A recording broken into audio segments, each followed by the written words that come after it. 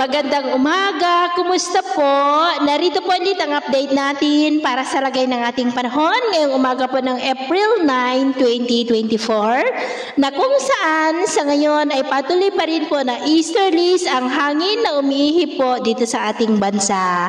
Ito po ay mainit na hangin na mula po dyan sa may Pacific Ocean at wala rin po tayong bagyo na namamataan dito sa forecast na tatawid dito sa ating bansa for the next 2 weeks.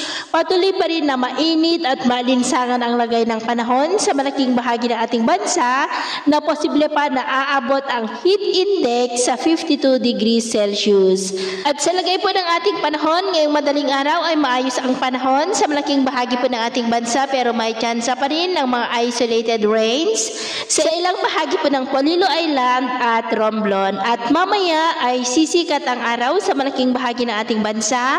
Mainit at maalinsangan muli ang panahon kaya stay hydrated po tayo. Ugaliin natin ang uminom ng sapat na tubig at kung lalabas tayo sa ating mga tahanan ay ugaliin rin natin ang magdala ng tubig na inumin para po mas makaiwas tayo sa dulot na panganib ng mainit na panahon, lalo na po ang heat stroke at iwasan rin po natin ang magbabad sa ilalim po ng mainit na sikat ng araw.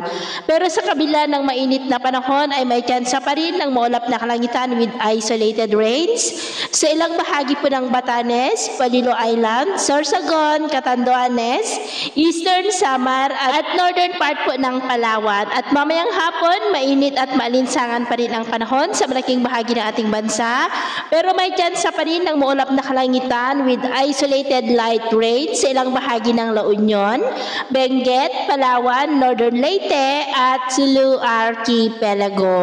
At sa atin naman pong mga baybayin, wala naman po tayong nakataas na namang gale warning signals, pero iba yung pag-iingat lamang po kung papalaot tayo para mas makaiwas sa mga sakunang pangkaragatan. So yun po ng latest update natin sa araw na ito. At ako po muli si James na nagsasabing sa kahit na magsubok po na darating sa ating buhay, huwag po tayong mawawalan ng pag-asa. Thank you and God bless!